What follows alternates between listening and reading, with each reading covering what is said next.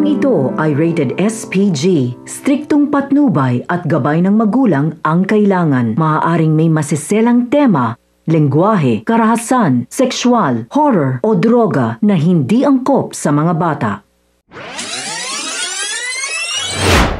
Isang mapagpalang araw mga kapamilya, welcome back at narito ang mga pinakamainit na tagpo na dapat nating abangan sa FPJ's Batang Quiapo.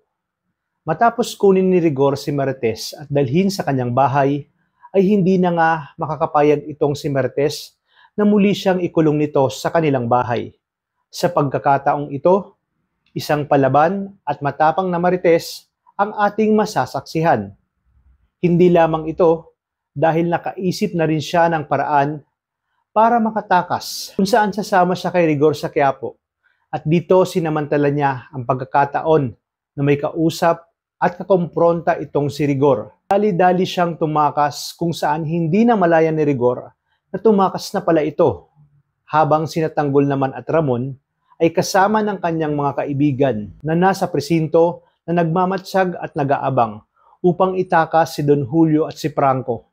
Ayon kay Ramon, kinakailangan umano nilang maitakas ang kanyang papa at si Franco bago pa ito dalhin sa bilibid. Kaya naman, isa na namang umaatikabong bakbakan ang mangyayari kung saan sa pilitan nilang kukunin sa mga otoridad itong si Don Julio at Franco. At dahil wala doon si Rigor at abala si Victorino sa pangliligaw kay Punggay, ay hindi nga ganoon naging handa ang nasabing paglipat. Kaya matapos mapatumba ng mag-ama ang mga pulis na siyang maglilipat kay Julio at Franco, ay tuluyan na nga nila itong naitakas. Natiyak na ikagagalit ni Rigor, lalong-lalo na ni Miguelito at Roberto. Sa kabilang banda, sa isang pambihirang pagkakataon, ay sakto naman na nakita nilang papatakas itong si Marites at tumatawid ito sa tulay upang matakasan si Rigor. Agad nilang itinigil ang sasakyan at pinasakay ni Ramon itong si Marites. Kaya naman ngayon ay sama-sama na sila at nagtungo sila sa hideout. Nagpasalamat si Marites dahil ligtas umano silang lahat at walang nangyaring masama sa mga ito.